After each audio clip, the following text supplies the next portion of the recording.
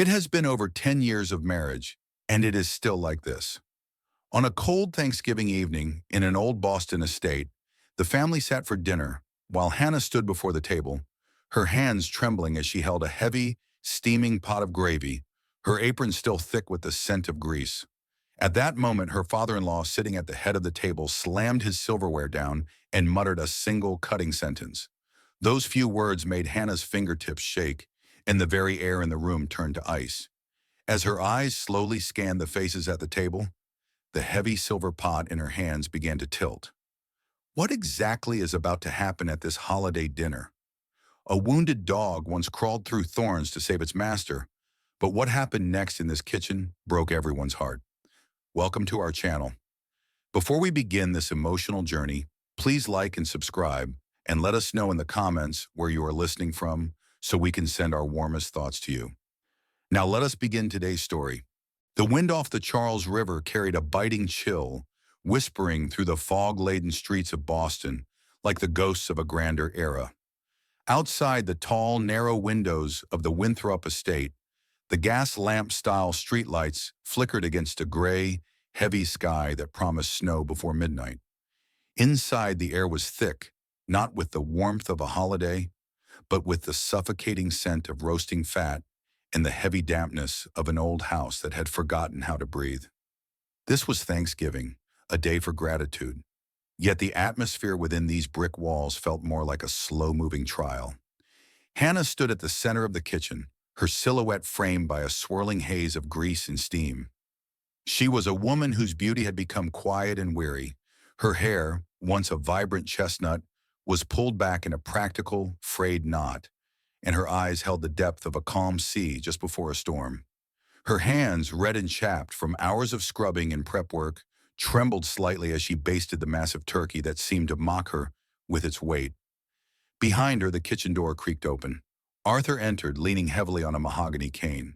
He was the patriarch of a crumbling kingdom, a man with silver hair and a sharp, hawk-like nose who dressed in tweed vests that had seen better decades.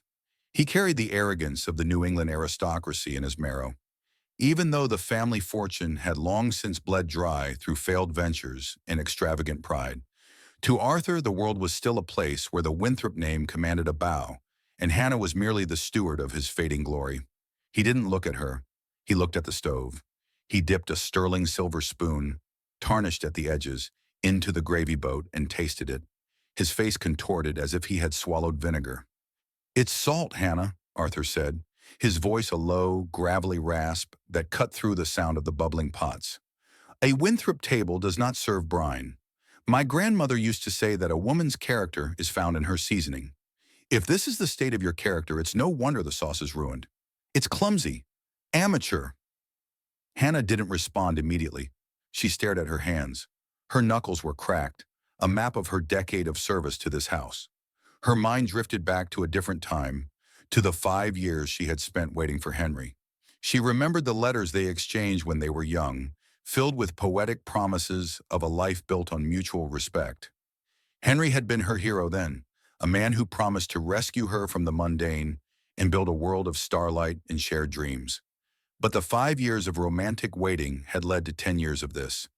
Henry was in the other room, a shadow of the man he once was, hiding behind architectural sketches of buildings that would never be built, avoiding the friction between his wife and his father.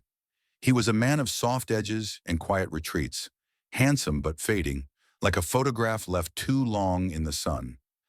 Hannah looked around the kitchen. The wallpaper was peeling in the corners, revealing the skeletal laths of the house.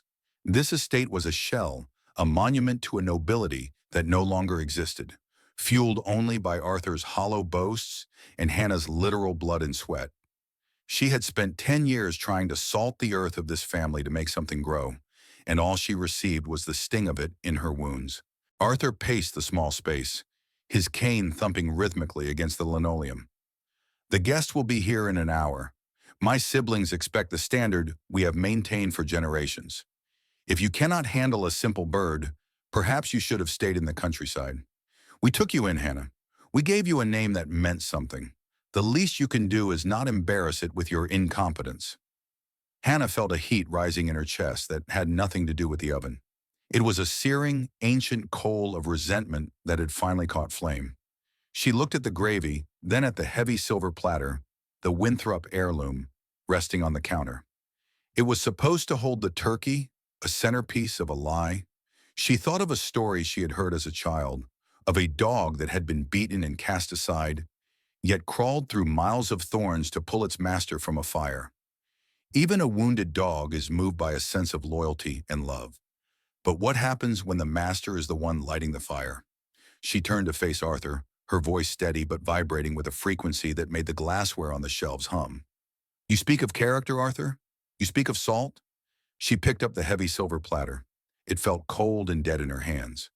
"A wounded dog crawled to save its master because it knew the meaning of a home," she said, her voice rising like the wind outside. "Even a beast knows when a soul is worth saving. But I have stood in this smoke for 10 years. I have mended your roof, I have bathed your wife, and I have seasoned your pride with my own life. And yet, you treat my devotion like a stain on your floor." Arthur froze, his eyes widening in shock. "How dare you? Why is my sacrifice treated with such contempt?" Hannah interrupted, her eyes blazing with a mythological fury. "If a dog deserves a crumb of mercy for its loyalty, what do I deserve for my life?" With a sudden, violent grace, she let her grip loosen. The heavy silver platter crashed to the floor. The sound was deafening, a dry metallic shriek that echoed through the hollow house, shattering the suffocating silence of the evening. The platter didn't break, but it dented the floor, and the vibration seemed to shake the very foundation of the room. The fake piece of the Winthrop Thanksgiving was gone. The grease, the smoke, and the grease-stained apron were no longer her shackles. They were her armor.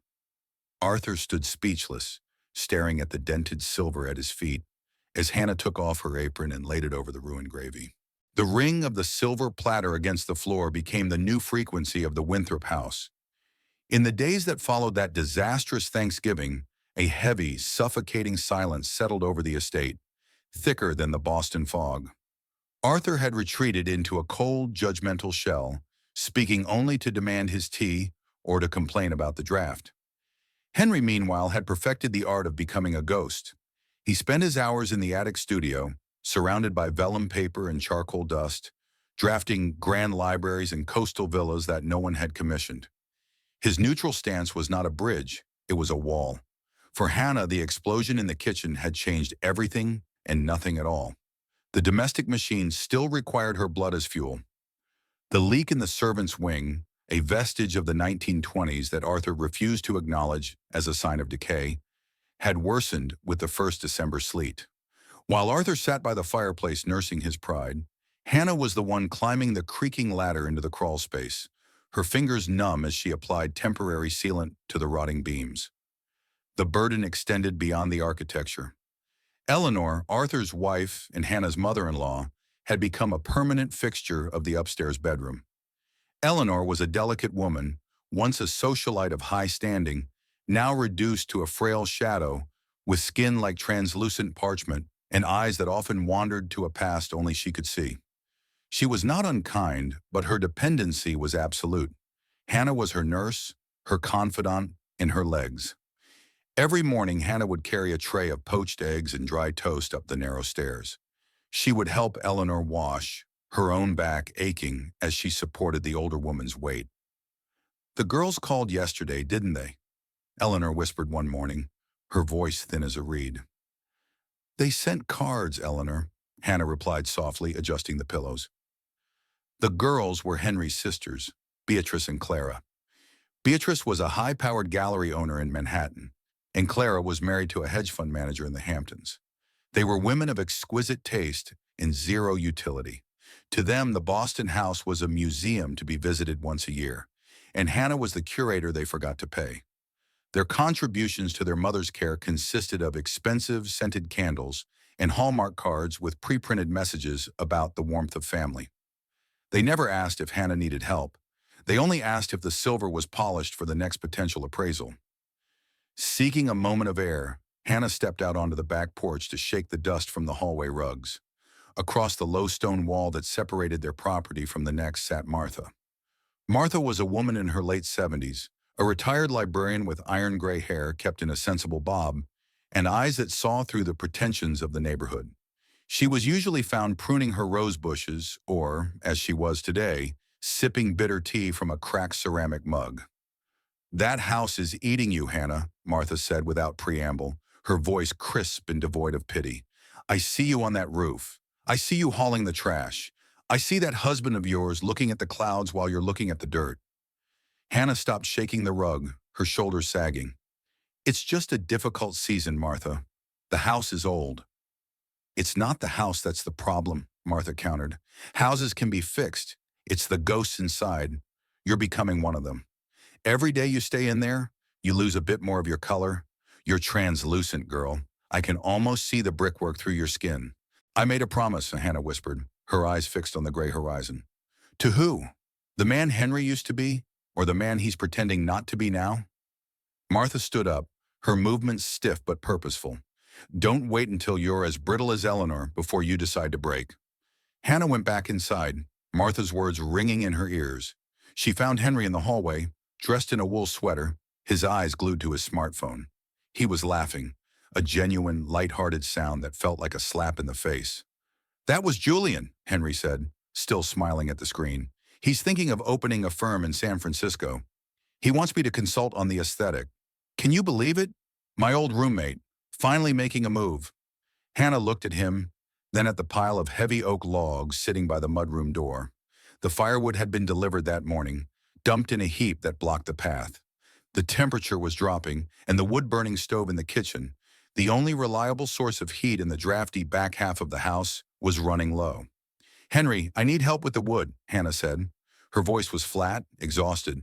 "The bags are heavy, and the sleet is starting to turn to ice.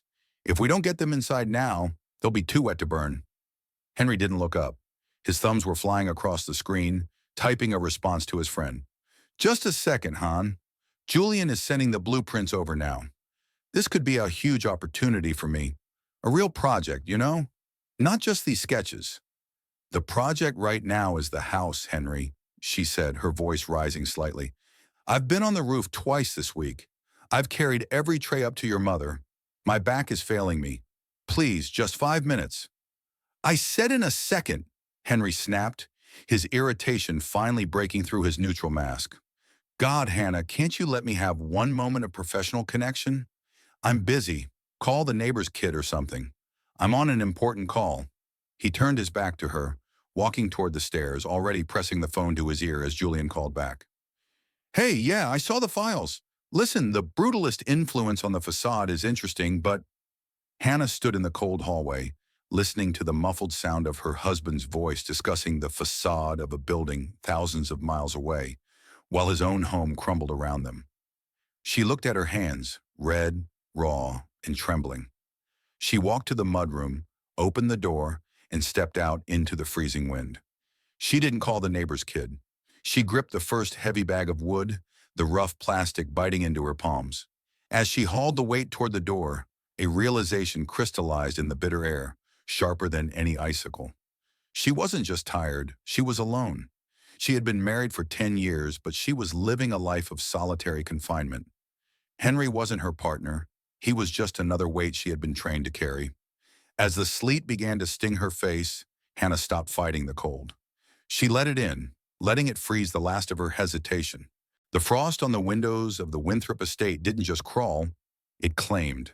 By mid-December, the glass was etched with intricate, jagged patterns that seemed to mirror the hardening heart of the woman inside.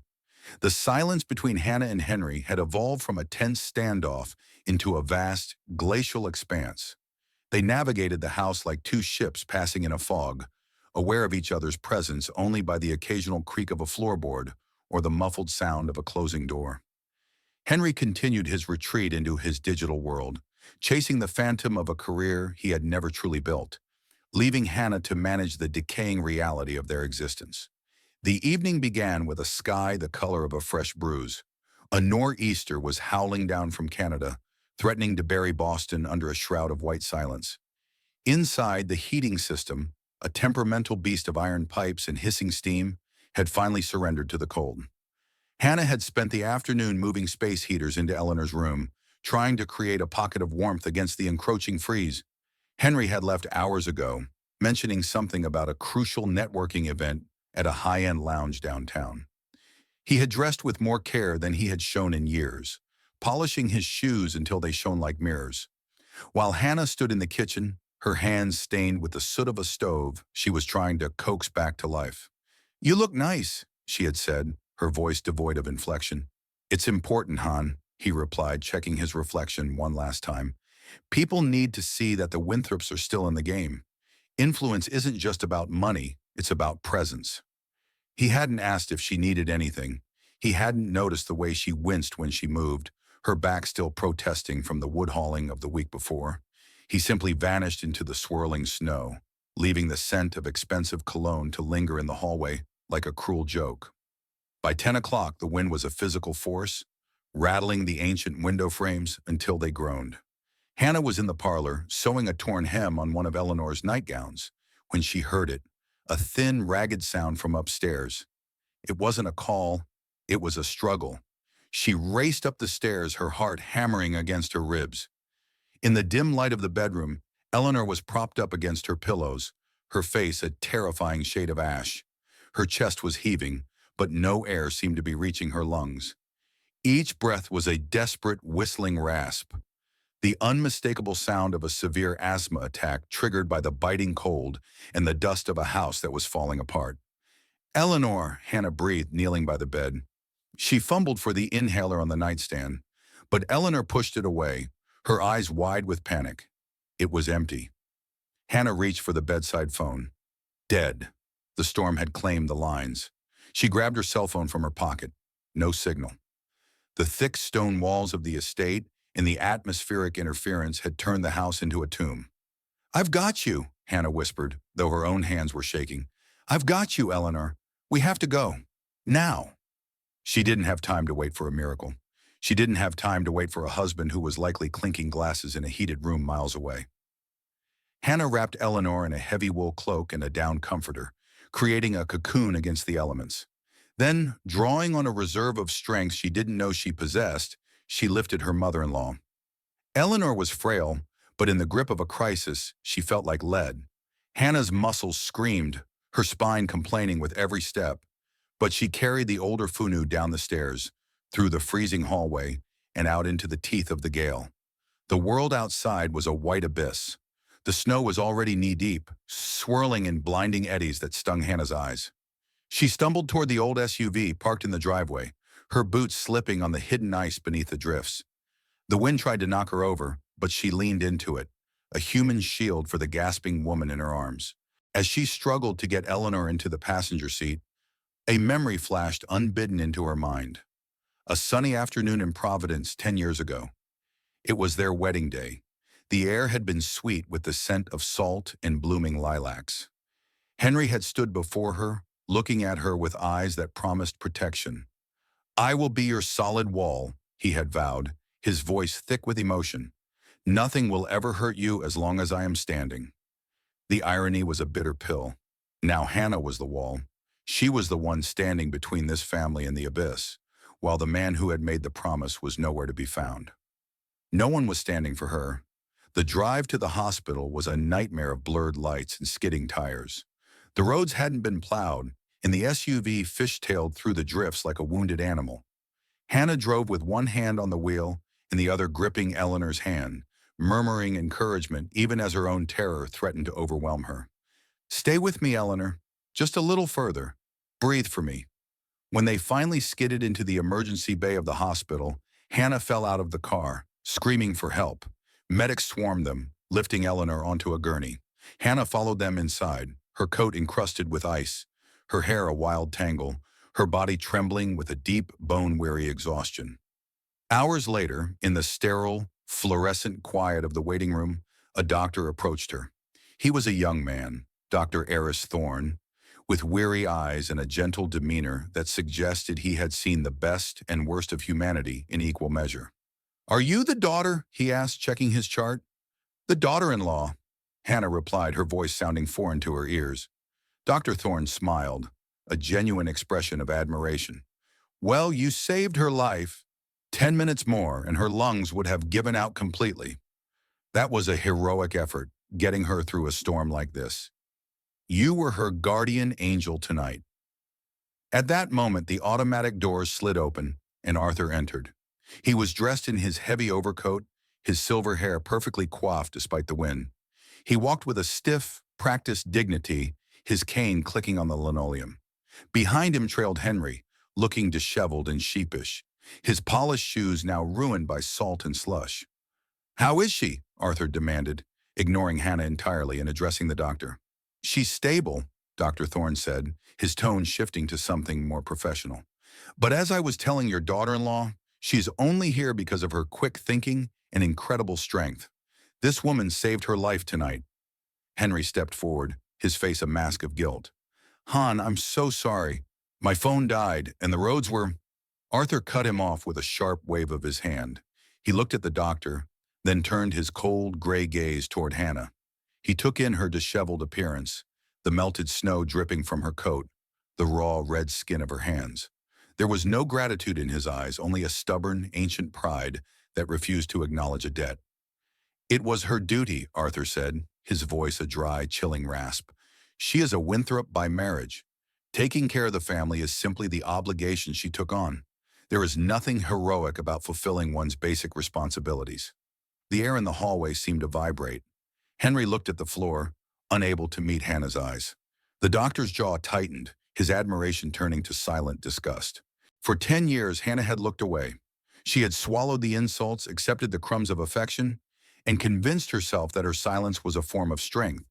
But as she stood in the fluorescent light, her body aching and her spirit raw, something snapped. The solid wall she had built around her heart finally cracked, and through the fissure, a new cold clarity emerged. She didn't look at the doctor. She didn't look at her husband. She looked directly into Arthur's eyes, her gaze level and unyielding. For the first time in a decade, she didn't blink. She didn't look down. She stood in her own truth, a silent, mythic figure forged in the fire of the storm. "My duty is finished, Arthur," she said, her voice so quiet it was almost a whisper, yet it carried the weight of a mountain. "I have given you my life, and tonight I gave you back hers. The debt is paid." Arthur's lip curled, but for the first time, a flicker of something like fear touched his eyes. He didn't answer. He couldn't. The morning after the storm, the Winthrop estate woke to a world buried in white, but inside a different kind of frost had set in. Hannah returned from the hospital in the gray light of dawn, her movements fluid and mechanical. She did not scream. She did not weep. She simply moved. When Arthur attempted to bark an order about his morning tea, Hannah prepared it in perfect silence, set it before him without a glance, and walked away. She had entered a state of absolute, unbreakable silence. It wasn't the silence of a victim, but the silence of a fortress. She continued her chores, scrubbing the salt from the floor, tending to the drafty windows, and preparing the flavorless meals Arthur demanded. But she spoke not a single word to the inhabitants of the house. The silence was so profound that it began to feel like an added weight to the old Boston air, making the halls feel colder and more hollow than the winter outside. Her only companion in this self-imposed exile was Bear. Bear was a senior golden retriever with cloudy eyes and fur the color of toasted oats. He had been a gift from Henry in the early golden years of their marriage, intended to be a guardian of their future home. Now he was a silent witness to its decay. While the humans in the house spoke over her or through her, Bear was the only one who truly looked at her. He followed Hannah from room to room, his tail giving a single heavy thud against the floor whenever she paused. Hannah spent her few moments of peace sitting on the cold kitchen floor, her face buried in Bear's neck. She didn't have to explain her exhaustion to him. He felt it in the tremor of her hands. He understood the language of tears that never fell, offering a soul connection that transcended the biting words of the Winthrop men. To the world, Hannah was a ghost, but to Bear, she was the sun around which his waning world turned. Henry, for the first time in a decade, began to feel the air thinning. For years, he had treated Hannah's presence like the foundation of a house, something invisible and taken for granted, something that simply held everything up while he admired the view from the windows. But as the days of silence stretched on, the foundation began to crack. He found himself lingering in the hallways, hoping to catch the sound of her humming or even the sharp tone of a complaint. Anything was better than this vacuum. He watched her from the shadows of his studio. He saw her tending to the garden beneath the snow, her back straight and her face a mask of stone. He realized with a creeping sense of horror that the woman who had once looked at him with starlit eyes was now looking right through him as if he were a pane of glass. Her absence, despite her physical presence, began to haunt him. He realized that Hannah wasn't just his wife.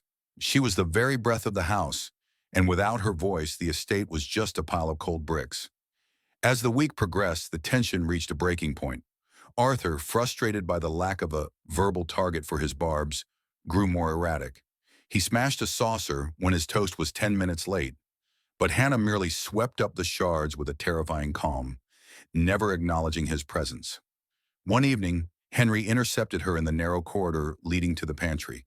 The dim yellow light of the hallway cast long, wavering shadows. He looked disheveled, his eyes bloodshot from lack of sleep and the weight of a guilty conscience. "Hannah, please," he whispered, reaching out to touch her arm. She stepped back, her movements so precise and cold that he pulled his hand away as if burned. "I'm sorry about the hospital. I'm sorry about everything. I was selfish. I was chasing something that wasn't there while I had everything right here. Just say something. Scream at me. Tell me you hate me. Just don't do this." He was desperate, a man drowning in a sea of his own making, begging for a single word to use as a life raft. He had prepared a long, poetic apology, the kind of words he used to write in his letters, hoping to mend the decade of neglect with a few minutes of eloquence. Hannah looked at him. Her eyes were not angry, they were empty. It was the look of a person who had traveled 1,000 miles and found nothing at the end of the road. She didn't open her lips. Instead, she reached into the pocket of her apron and pulled out a small, folded piece of white paper. She pressed it into his palm and walked past him, her footsteps light and final on the hardwood. Henry's hands shook as he unfolded the note. The handwriting was neat, the ink dark and unwavering. "I have no words left to give," the note read. "I used them all up on prayers you didn't hear and pleas you didn't answer. You asked for my heart, but you only wanted a servant. I have nothing more to say, for my heart has finally run dry." Henry slid down the wall, the paper fluttering to the floor. The silence of the house rushed in to fill the space where her voice should have been, heavy and cold as a tombstone. The grand decaying clock in the foyer struck midnight, its chime sounding more like a funeral bell than a marker of time. For decades, the Winthrop name had been protected by a fortress of lawyers and the sheer momentum of past prestige. But by January, the walls began to crumble. The past, long buried under layers of Bostonian reserve and sterling silver, had finally come to collect its debt.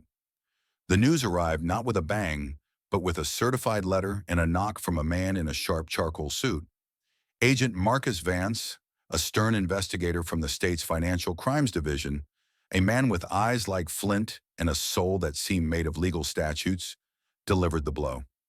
Arthur's final holding, a legacy investment firm that had been the last vein of life for the family's vanity, was under official investigation for decades of misappropriation and tax evasion.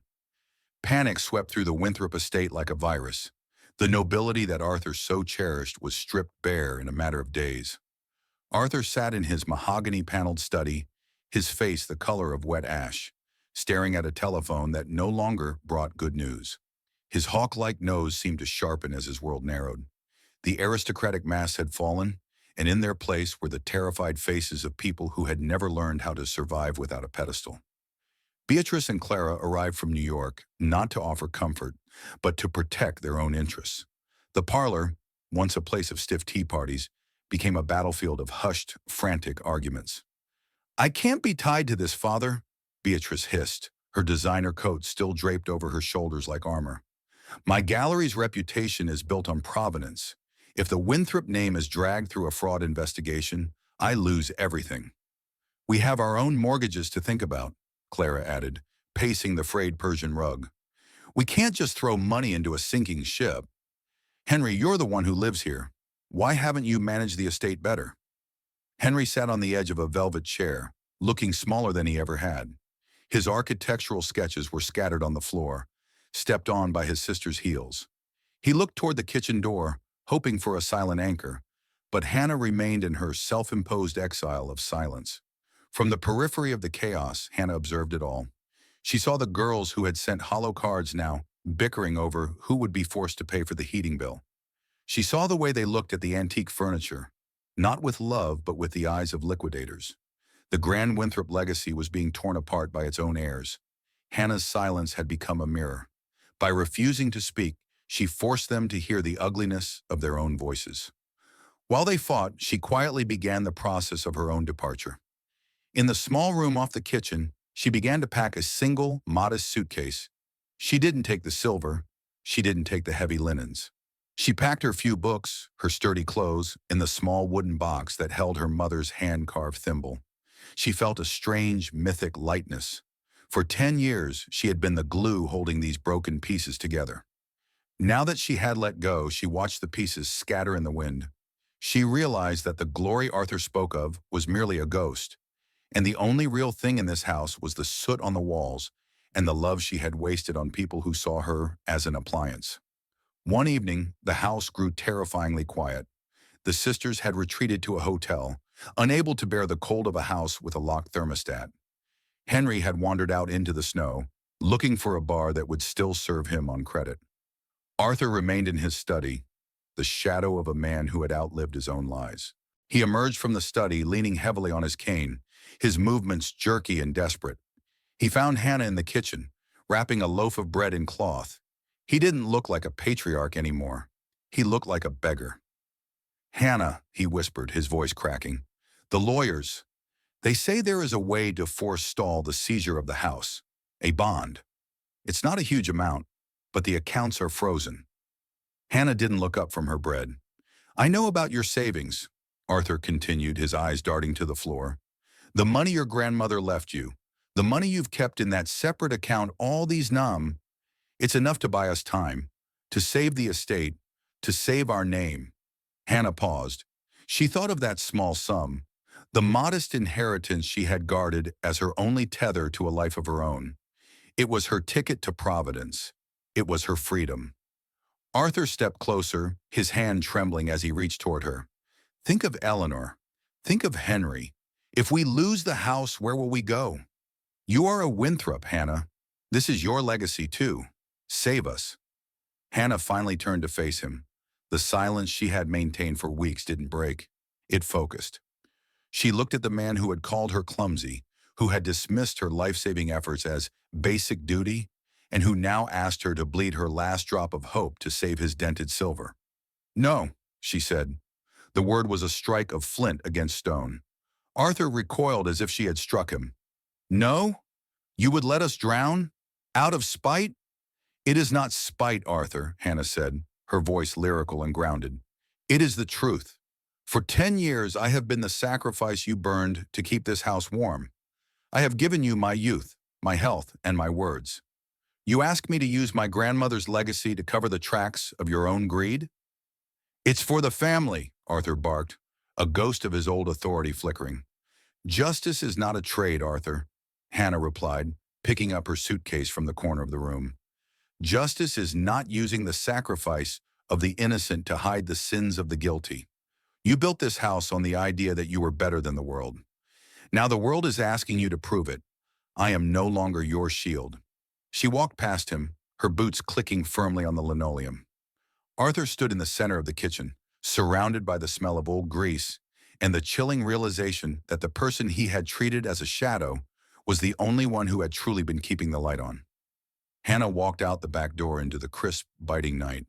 Bear was waiting by the porch, his tail giving a slow, knowing wag. She didn't look back at the fog-shrouded windows of the Winthrop estate. She looked toward the south, toward the quieter, tree-lined streets of Providence, where a different life was waiting to be baked from scratch. Providence greeted Hannah not with the cold, judgmental stone of Boston, but with the scent of salt air and the gentle swaying of ancient elms. The city felt like a soft exhale. She settled into a small studio apartment, on a street lined with clapboard houses painted in shades of sage and butter yellow. It was a modest space, but it was hers.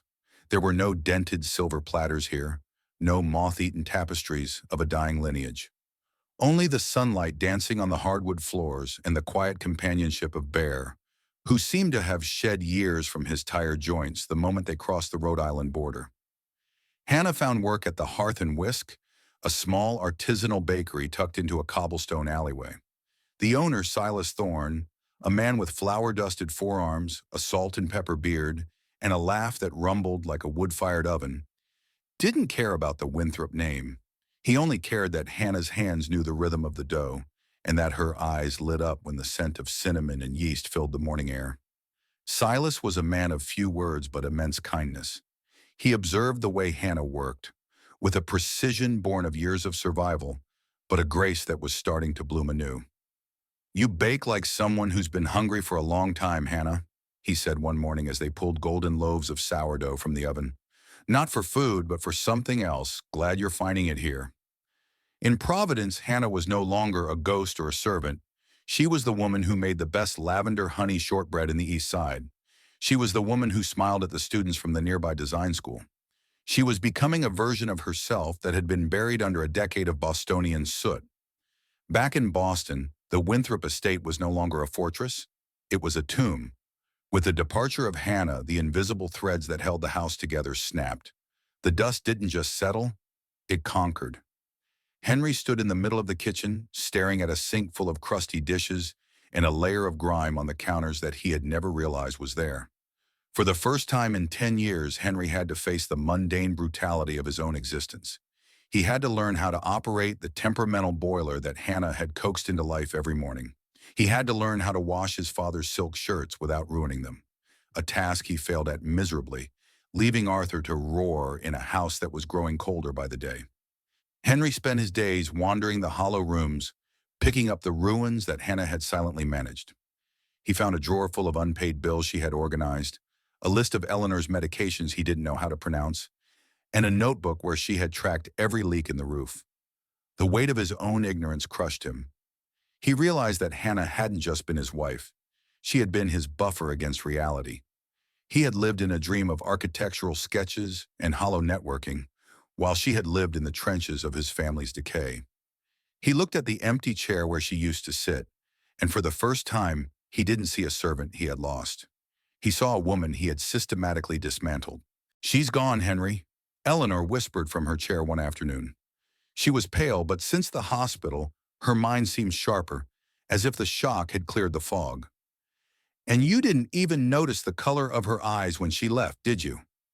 Henry sank to the floor, his head in his hands. "I didn't know, Mother. I didn't know it was this much." "You chose not to know," Eleanor replied, her voice a soft, stinging truth.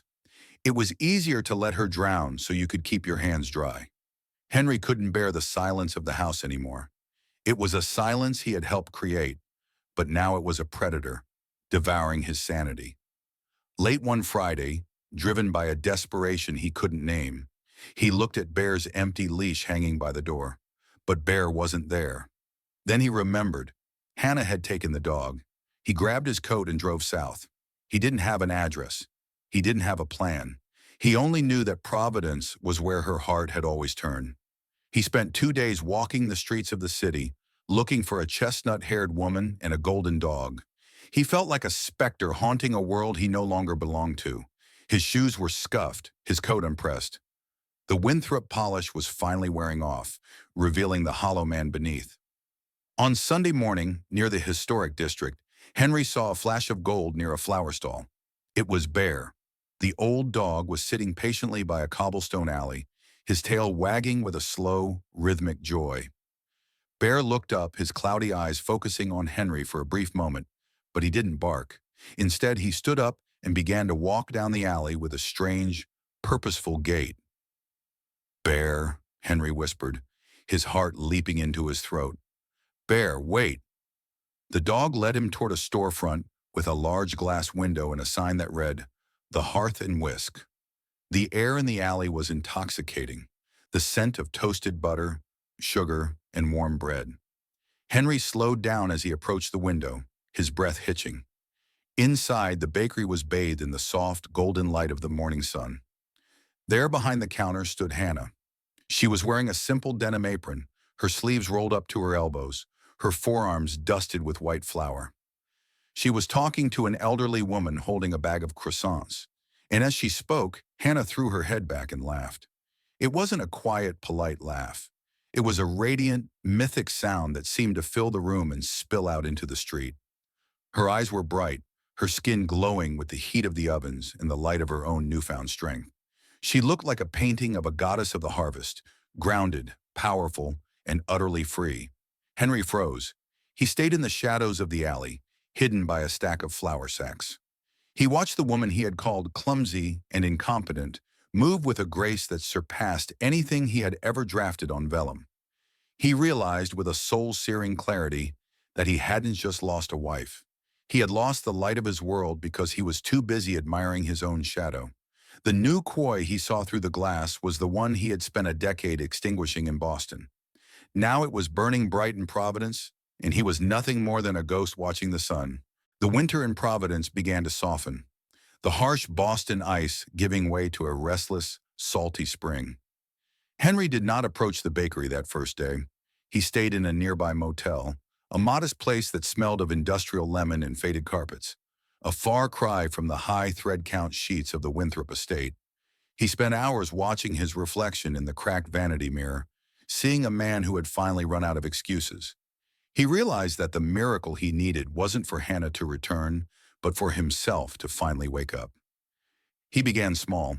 He showed up at the back door of the Hearth and Whisk at 5 in the morning, dressed in the sturdy work clothes he had purchased at a local thrift store. Silas Thorne greeted him with a knowing, heavy-lidded gaze, but didn't ask questions. Silas simply handed him a crate of heavy flour sacks. "If you're here to talk, go home," Silas rumbled. "If you're jai to work, the delivery van needs loading." Henry worked. For the first time in his life, he let his hands speak for his heart. He didn't beg Hannah for a conversation. He didn't craft poetic apologies. Instead, he became the silent shadow of her success.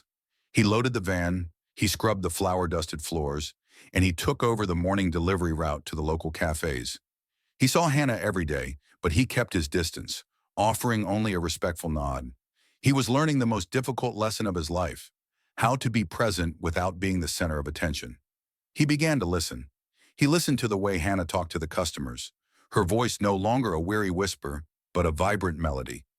He listened to the concerns of the local shopkeepers, people like Elias Vance, a blind clockmaker who lived above the bakery. Elias was a man of 80 with a face like a topographical map and ears that could hear a heartbeat from across the room. "You're the one from the north, aren't you?" Elias asked Henry one afternoon as they sat on the bakery's back steps. "The one with the heavy footsteps and the loud guilt?" "I'm trying to help," Henry replied, his voice low. "Help isn't just doing chores, boy," Elias said, tapping his cane. "It's hearing the notes between the words. Your wife, she's playing a new song now. If you want to be in the band, you have to learn the rhythm of her life, not force her back into yours." While Henry was finding his footing in Providence, a different kind of transformation was occurring in the hollowed-out shell of the Boston estate. Arthur Winthrop was alone. The lawyers had finished their work, the silver was being cataloged for auction, and the tall, narrow house was being prepared for seizure. Beatrice and Clara had retreated to their lives in New York, their visits ceasing the moment the well of inheritance ran dry. Left with nothing but the echoes of his own arrogance, Arthur began to drift through the rooms. He found himself in the workshop in the basement, a place he hadn't visited in 40 years. Beneath the dust and cobwebs sat an old workbench.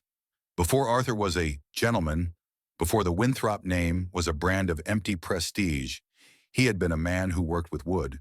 He had been a carpenter's apprentice, a man who understood the grain of oak and the scent of sawdust. One evening, by the light of a single flickering bulb, Arthur sat down at the bench. He didn't reach for a silver spoon.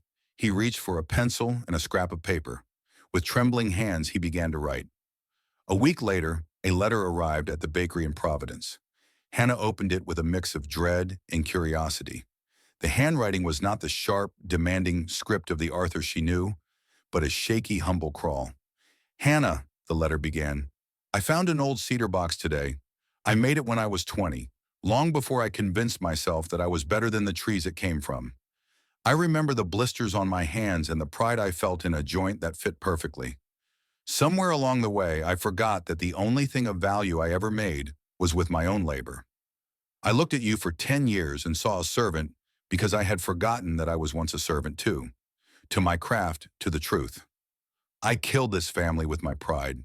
I cannot ask for your money or your return. I only ask that you remember the man I was before the mirrors lied to me. I am sorry for the smoke I forced you to live in. Hannah sat in the quiet of the bakery, the scent of lavender and yeast surrounding her. She looked at the letter, and for the first time in a decade, she felt a flicker of empathy for the man who had nearly broken her. The myth of the Winthrops had died, and in its place, a human being was trying to crawl out of the wreckage.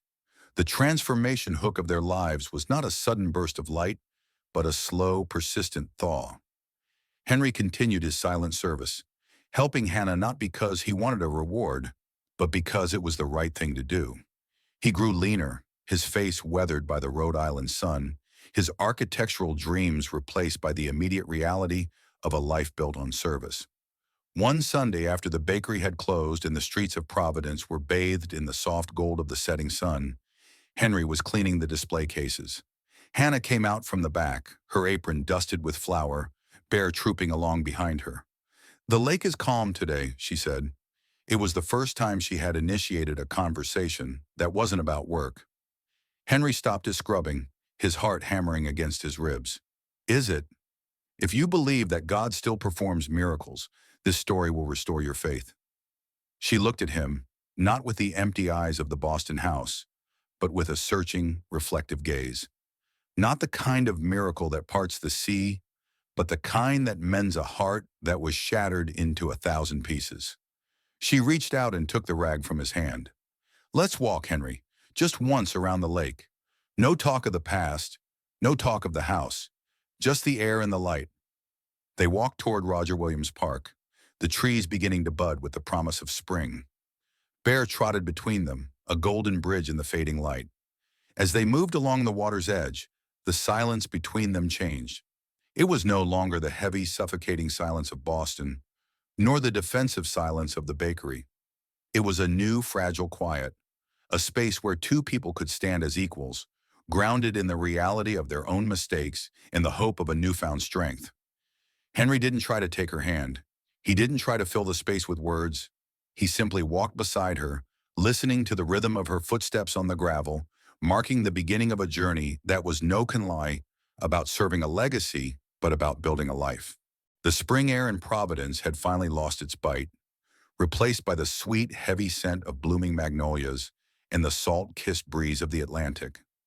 The city felt alive, vibrating with a renewed energy that seemed to pulse in sync with Hannah's own heart. The Hearth and Whisk had become more than just a place of employment. It was the theater of her rebirth. On this particular Saturday, the bakery was closed to the public, but the ovens were humming. It was the day of the spring social, a small gathering Silas had encouraged Hannah to host for the friends and neighbors who had become her new family. Hannah moved through the space with a lightness that made her appear almost ethereal. She wore a dress the color of wild lavender, her hair falling in soft waves that caught the golden afternoon light. She was no longer the grease-stained steward of a decaying Boston estate. She was a woman whose presence commanded respect not through a name, but through the warmth she radiated. Silas Thorne stood by the large wooden prep table, now covered in white linen and laden with Hannah's signature bakes. Joining him was a new face in Hannah's circle, Mrs. Gable. Mrs. Gable was a plump, energetic woman in her late 60s who ran the community garden down the street. She had silver curls that defied gravity and a laugh that sounded like wind chimes. "You've done it, dear," Mrs. Gable said, patting Hannah's hand. "You've turned this little corner of the world into a sanctuary. It's not just the bread, it's the peace you've brought with you." "Thank you, Mrs. Gable," Hannah replied, her smile genuine and deep. "I think I finally realized that peace isn't something you find. It's something you bake into the life you choose for yourself." Henry was there too. He wasn't the man who hid behind architectural sketches of grand, empty libraries. He was helping Elias Vance navigate the crowded room, his touch gentle and attentive.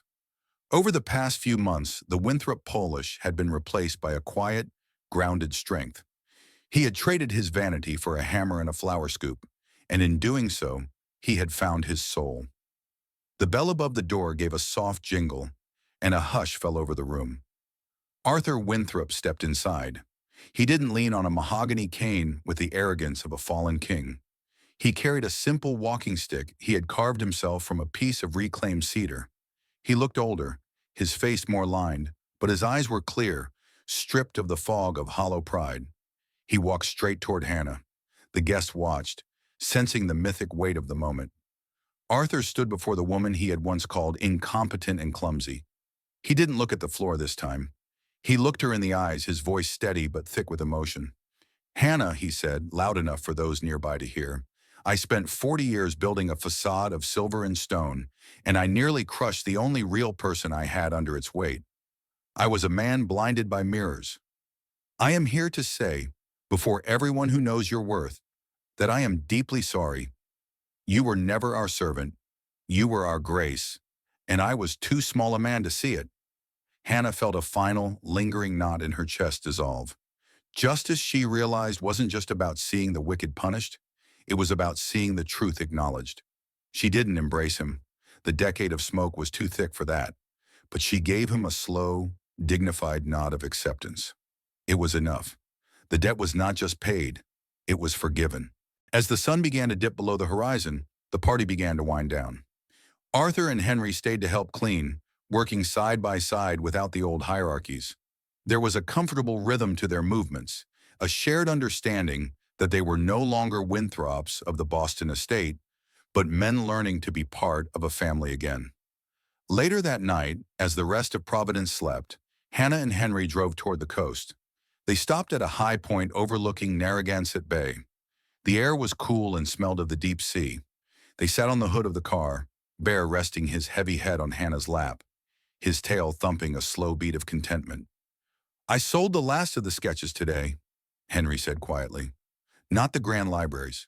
The small ones I did of the bakery. Silas wants to help me turn them into a real plan for an expansion, a community kitchen." Hannah looked at him. "A kitchen where people can learn to bake their own way out of the dark?" "Exactly," Henry smiled. "A place built on a real foundation." They watched in silence as the first sliver of dawn began to crack the horizon. The sky shifted from a deep, velvety indigo to a brilliant, burning orange. The light spilled over the water of the bay, turning the waves into liquid gold. It was a new day, a new city, and a life they were finally building as equals. Hannah leaned her head on Henry's shoulder. She wasn't the Dutrong, eldest daughter-in-law, Ganvak the Gioy, carrying the world anymore. She was Hannah. She was a baker, a friend, a woman who had walked through a 10-year storm and found the sunrise. If you believe that love and forgiveness are the most powerful medicines, please leave a message for women who are as resilient as Hannah.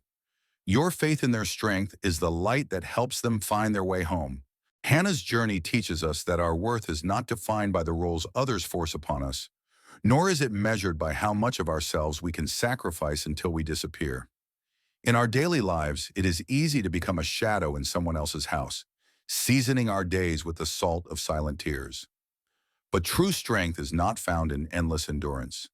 It is found in the courage to stand in the light of our own truth. We learn that justice and redemption begin the moment we stop being a shield for those who refuse to grow and start building a life on a foundation of self-respect. Remember, the hands that serve are just as holy as the hearts that lead, and you deserve to be loved for who you are, not just for what you do. If Hannah's story touched your heart today, please help us share this light with others. Like this video to show your support for every resilient soul out there, and share it with a friend who might need to hear that it is never too late for a new beginning. Comment below with your own thoughts or stories of strength, and subscribe to our channel to join our growing family. Your engagement helps us continue telling stories that matter. Dear Heavenly Father, we thank you for the miracles that happen in the quiet moments of our lives, the mending of broken hearts and the softening of hardened pride. We ask for your blessing upon every person watching this today. May you grant them the strength of Hannah to walk out of the smoke, the humility of Henry to learn the rhythm of service, and the peace of a new sunrise over the bay. Guide their steps, protect their homes, and let them know they are never truly alone in their struggles. If you believe that God still performs miracles and you welcome his blessing into your life today, please write Amen in the comments below.